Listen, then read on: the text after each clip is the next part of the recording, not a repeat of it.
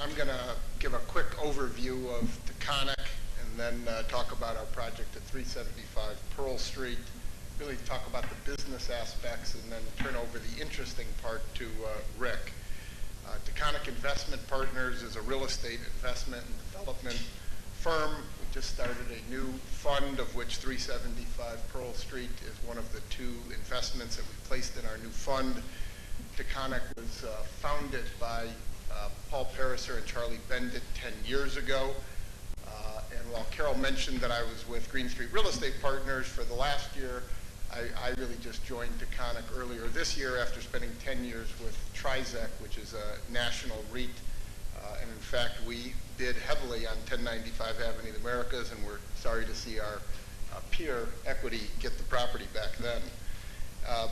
Taconic, over the last 10 years, Charlie and Paul have acquired and developed over 12 million square feet of office space, residential, and multi-use properties.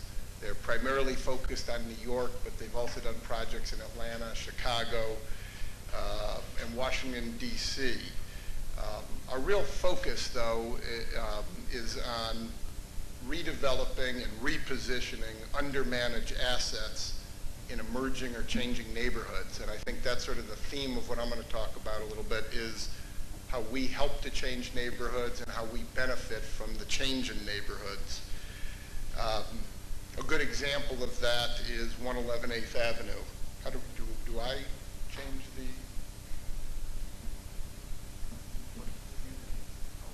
Thank you. 111 8th Avenue is probably Taconic's greatest success. It was originally built as the headquarters for the Port Authority of New York. It's a monster of a building, an entire city block between 8th and 9th Avenue, 15th and 16th Street, 2.9 million square feet. When Taconic acquired it about 10 years ago, it was really one of Charlie and Paul's first deals together. It had not been managed very actively over the previous era. It was full of warehouse tenants, and Chelsea was really not a viable office submarket. And in fact, Midtown South had only, at that time, was a pretty good submarket, but there really weren't office tenants in Chelsea. Taconic spent about $50 million repositioning the building as a first-class office building, and importantly, as a switch for telecom and internet providers. The building was really marketed to users who would value the features that existed in the building, the heavy floor loads, the abundant power, the huge floor plates. And it was also to people who wanted to be in sort of an edgy or non-corporate neighborhood at the time. Now, 10 years later, it's the headquarters for the East Coast headquarters for Google. They have about 400,000 square feet in the building. And we also have about 25 of the leading telecom and internet providers, totaling about 800,000 feet. It's been a remarkable success, and it just sort of gets better and better every day. This is the Banknote building in the Hunts Point section of the South Bronx. It's one of our current projects, in addition to Pearl Street, it's the other building that we just put into our new investment fund. We acquired it at the end of last year. It's about 420,000 feet. It's 3 interconnecting buildings. We supported a landmarks designation earlier this year, and we are working with buyer Blinder Bell to transform this old Daylight factory, which was the home to the Banknote Company for 75 years. And our vision is for it to be a commercial hub for not-for-profit, educational, and an assortment of creative users who are interested in either currently located in the Bronx or interested in escaping the high rents of Manhattan and coming up to the South Bronx. This is 401 West 14th Street. It was completed last year. You might recognize it as the new home to the Apple Store in the Meatpacking District. So the 111 8th Avenue, 401 West 14th Street, together with another building that we're just completing now in a joint venture with Related, which is called the Caledonia, which is a high-rise luxury condo and rental project right on the High Line.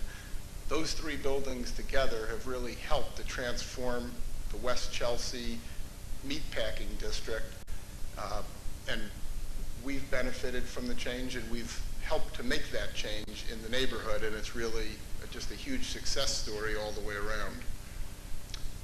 So with that as background, I'll move to 375 Pearl Street, which is our newest project. We purchased a condominium interest. We purchased about 90% of the building at the end of the last year. We paid $172 million for it. I think similarly to 1095, Verizon kept 3 floors in the building, about 10% of the building, and they're moving out really all of the people in the building and consolidating all of their equipment onto those 3 floors. An interesting part of the acquisition is that our telecom experience at 111 8th Avenue really helped seal the deal. Verizon is one of our biggest tenants at 111 8th Avenue, and that helped. But I think their confidence that we would be able to work with them and be sensitive to their needs, both during the transition of the property, but also over the longer term and during our development, is the reason why Verizon picked us among a number of competitive bidders for the property. On our side of the ledger, we paid $160 a buildable square foot. From our perspective, and given a bunch of other recent transactions, I'd say that's less than the value of the land, and that we got the existing infrastructure for free.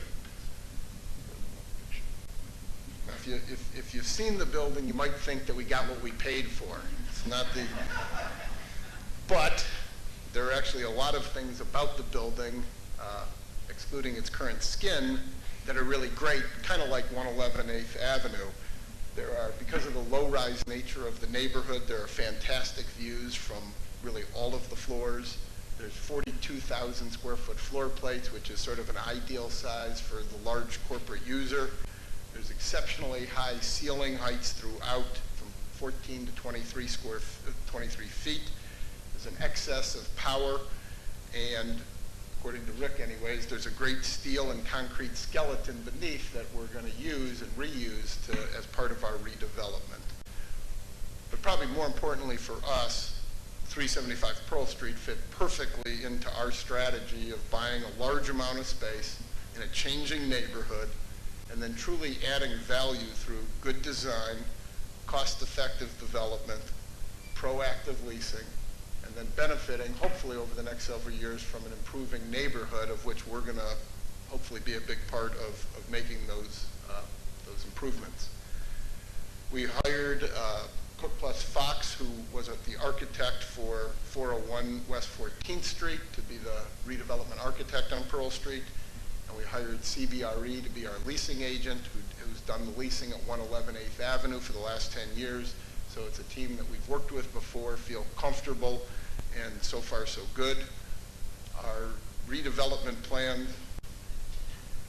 you didn't like that, huh? What were you saying about the liability until it's done? Okay, so our redevelopment plans are a $500 million project. I just wanted to give you some sense of the scale of what we're doing. Just a couple of break it down by line items. It's $300 million for the base building, of which the largest number is the new skin. About $85 million for tenant work and leasing commissions, and another $60 million in interest and carrying costs. So we're anticipating a total project cost of about $625 a square foot, which really gives us a huge cost advantage over other new buildings in Manhattan. Essentially, we're going to offer a new building at about 60 or 65% of the cost of other new buildings. Verizon has been in the process since we acquired it of moving their people to other locations and consolidating their equipment.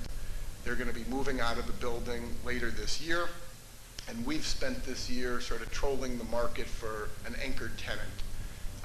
We're looking for probably a 300,000 foot minimum size tenant in order to kick off our redevelopment, and we have a number of interested prospects. It's really run the gamut. A whole bunch of people have been interested. Some people you'd think of, some maybe not so much. But I think the most likely candidate, think the most likely candidate for us is a creative services firm, a media company, an advertising agency who is looking for a large block of high quality space but really can't afford or doesn't want to pay the rents of Midtown and is willing to come down a little bit in order to be at Pearl Street. The building, as I said, we're looking for an anchor tenant. We hope to find somebody in the near future, which would put us on course to finish the project in 2010 or maybe 2011, by which time a number of neighborhood improvements, which have been underway for quite some time, will be complete, including important things for this project are the Fulton Street Transit Center, the East River Esplanade, and the South Street Seaport, for which General Growth just announced its redevelopment plans. On our part, we're going to add the thousands of office workers that come with a full building. We're going to be doing all sorts of landscaping, hardscaping, and other street improvements extending out, hopefully all the way to the Brooklyn Bridge. We're going to have a number of on-site amenities, and therefore 375 Pearl Street at 1.2 million feet is really big enough to help move the needle in the neighborhood. This is one thing we have not talked about this at Taconic, and this wasn't authorized, but when I was thinking about this today, I was realizing one thing that's missing is that we sort of need a catchy name for the neighborhood. I mean, the meatpacking district in Soho, the common thing in York Dumbo. So the only I could come up with on the way down here was Velocity, which stands for the city around the lower Verizon building. It worked for me because if nothing else, I hope it describes our leasing activity.